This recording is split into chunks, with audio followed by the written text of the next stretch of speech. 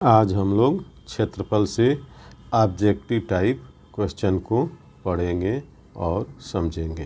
पहले प्रश्न को पढ़ते हैं और देख लेते हैं क्या है इसमें। एक आकृति के बराबर दूसरी आकृति बनाने का अर्थ है दूसरी आकृति को क्षेत्रफल में समान बनाना।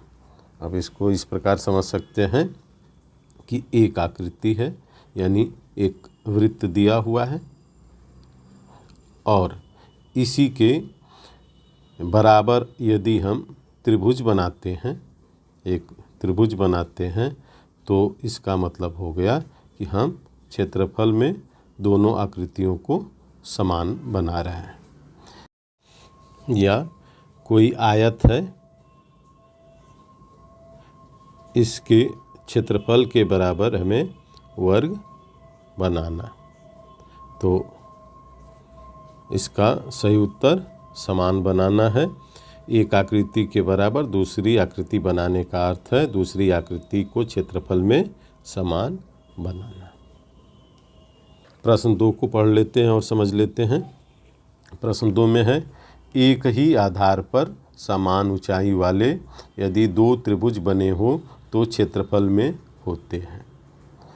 तो ये समान होते हैं, इसका सही आंसर समान है। लेकिन इसको समझते हैं कि कैसे होते हैं।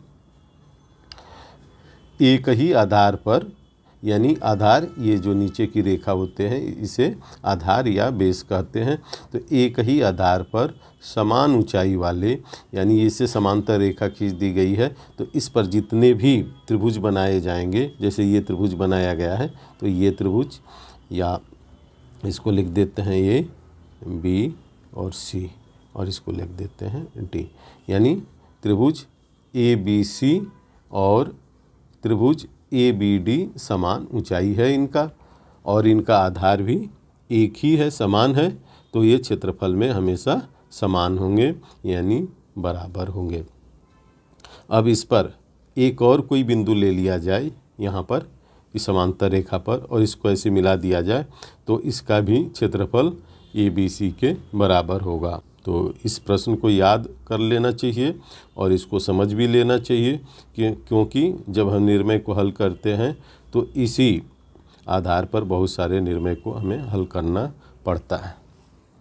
अगले प्रश्न को देख लेते हैं। प्रश्न संख्या 3 में क्या दिया हुआ है। प्रश्न संख्या 3 में है, एक समांतर चतुर्भुज और आयत का क्षेत्रफल उस दशा में समान होता है यदि बराबर हों। तो इसका आधार और ऊंचाई जब बराबर होता है तो ये दोनों क्षेत्रफल में बराबर हो जाते हैं। तो समझ लेते हैं कि ये किस तरीके से है। पहले तो ये समझें कि समांतर चतुर्भुज और आयत, ये आयत है, इसको लिख देते हैं ए बी सी और डी। ये उस दशा में समान होते हैं जब आधार और ऊंचाई बराबर होते हैं। इसका भी ठीक प्रश्न संख्या 2 की तरह ही है। तो इसमें आधार ए बी आधार है, यानी बेस है, और इसकी ऊंचाई कितनी होगी, ए डी जो रेखा है या 90 डिग्री का चूँकि होता है ये आयत, तो इसकी ऊंचाई इतनी ही हो जाएगी। कोई भी समांतर चतुर्भुज बनाते हैं तो अब समांतर चतुर्भुज अगर इस पर हम बना देते हैं और इसी के समांतर यहाँ से भी रेखा खींच देंगे,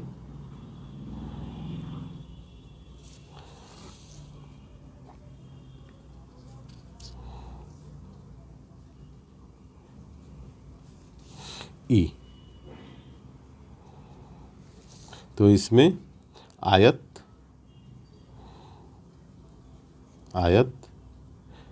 ए बी सी डी के क्षेत्रफल के बराबर समांतर चतुर्भुज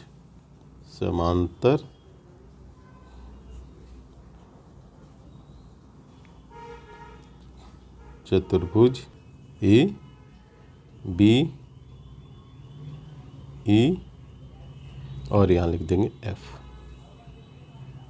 यानी ये दोनों क्षेत्रफल में बराबर होंगे।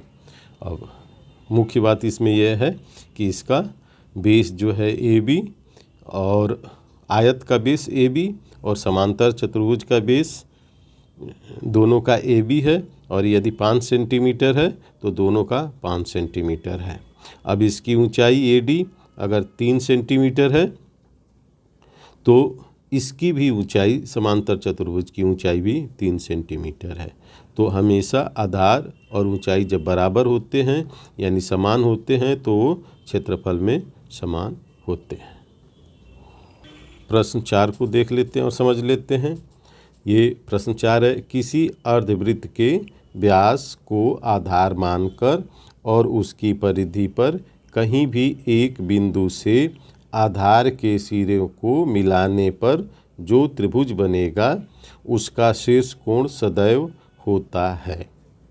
अब ये 90 अंश का होता है और इसको देख लेते हैं कि क्या कह रहा है।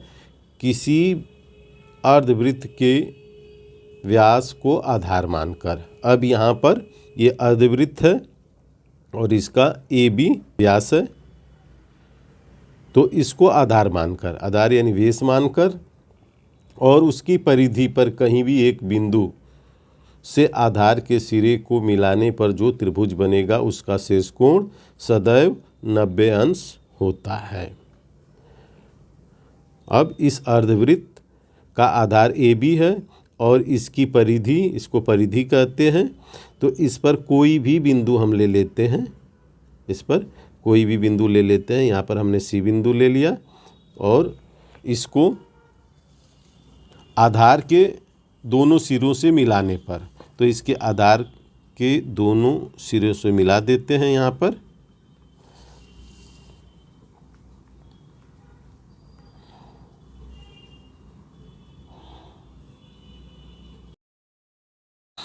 तो यहाँ जो कोण बना ये 90 डिग्री का बनेगा। ये सदैव 90 डिग्री का ही कोण बनता है और इस बात को बहुत भली भांति समझ लेना चाहिए, क्योंकि आगे के कई सारे प्रश्न इसी नियम पर हम हल करते हैं। और यदि एक और भी कोई बिंदु ले लिया जाए, इसमें कहीं भी कोई और दूसरा बिंदु ले लिया जाए, जैसे कि इसके आगे मैं D ले लेता हूँ, यहाँ पर D ले लिया और इसको मिला देते हैं।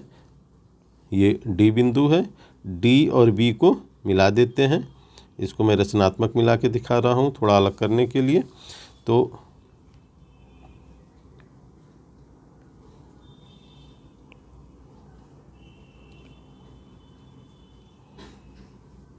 यानी यहाँ जो कोण बन रहा है ये भी 90 डिग्री का ही बन रहा है। अगर यहाँ भी हम लेकर के मिलाते हैं तो ये भी 90 डिग्री का ही बनेगा। तो इसका प्रयोग सदा निर्णय बनाने के लिए करते हैं और इसको याद भी रखना चाहिए। फार्मूला है, इसको हमेशा याद रखना चाहिए। और आगे का प्रश्न देख लेते हैं और समझ लेते हैं। प्रश्न संख्या 5 को देख लेते हैं। एक समकोण त्रिभुज में समकोण बनाने वाली भुजाओं पर बने वर्गों का योग क्षेत्रफल में विकर्ण पर बने वर्ग का कितना भाग होता है? तो इसका आंसर है समान। अब देख लेते हैं कि समान कैसे होता है। समकोण त्रिभुज यानी यहाँ पर यदि 90 डिग्री है तो ये एक समकोण त्रिभुज है। अब ये B और C एक ये समकोण त्रिभुज है। अब इसको यदि हम 3 सेमी और इसको 4 सेमी ले लेते हैं तो, और ये 5 सेमी,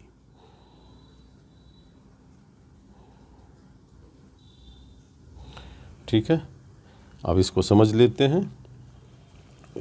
ये पाइथागोरस प्रमेय के अंतर्गत आता है, पाइथागोरस थ्योरम के अंतर्गत आता है। अगर AB का स्क्वायर यानी इस तरीके से कर सकते हैं, AB का स्क्वायर प्लस AC का स्क्वायर इक्वल टू ये जो इसका विकर्ण है BC का स्क्वायर, BC का स्क्वायर। तो हम इनके स्थान पर रख देंगे AB यानी 3 सेमी का स्क्वायर प्लस 4 सेमी का स्क्वायर इक्वल टू हो जाएगा इसके बराबर 5 का स्क्वायर। तो ये 9 हो गया और प्लस 16 और इक्वल टू ये 5 गुणे 5 यानी 25। अब ये यहाँ हो गया 25 और बराबर 25। तो हमेशा जो इस पर वर्ग बनते हैं वो बराबर होते हैं। इस पर ये इसका स्क्वायर और इसका स्क्वायर बराबर होगा इस विकर्ण के स्क्वायर के बराबर। एक समकोण त्रिभुज में समकोण बनाने वाली भुजाओं पर, ये समकोण बनाने वाली दोनों भुजाएं हैं, वर्गों का योगफल क्षेत्रफल में विकर्ण पर बने वर्ग का कितना भाग होता है। तो यहाँ पर देख लिए आप समान होता है, तो इसका आंसर समान होगा। प्रश्न संख्या 6 को देख लेते हैं।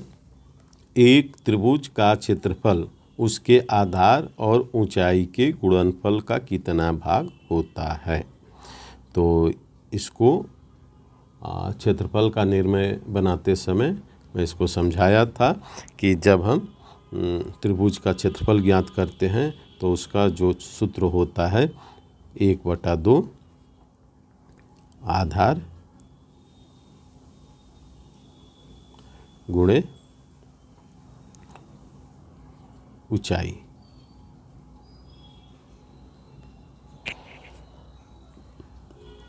तो इसको समझते हैं पहले। एक त्रिभुज का क्षेत्रफल उसके आधार और ऊंचाई के गुणनफल का कितना भाग होगा। अगर 6 सेमी है और ये 4 सेमी है तो ये आधार हो गया और ये इसका ऊंचाई हो गया। तो आधार और ऊंचाई का कितना भाग होगा गुणनफल का। तो हम इसका गुणा करके देखते हैं। 6 गुणे 4 यानी 6 चौके 24।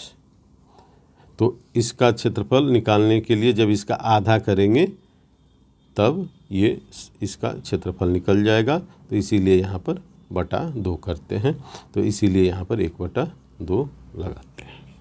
तो इस प्रकार हम समझ सकते हैं कि त्रिभुज का क्षेत्रफल आधार और ऊंचाई के गुणनफल का आधा होता है, इसलिए इसका आंसर आधा होगा। या हो सकता है पेपर में 1/2 दिया हो तो 1/2 हो जाएगा, या आधा दिया हो तो दोनों का अर्थ एक ही होता है। तो आप समझ सकते हैं। अब इन प्रश्नों को आप कॉपी पर लिखिए और समझिए। केवल इसको रटने से कोई फ़ायदा नहीं होगा। यदि प्रश्न को भली भांति समझ जाते हैं तो बहुत ही सुगमतापूर्ण प्रश्न को हल कर उत्तर दे पाएंगे।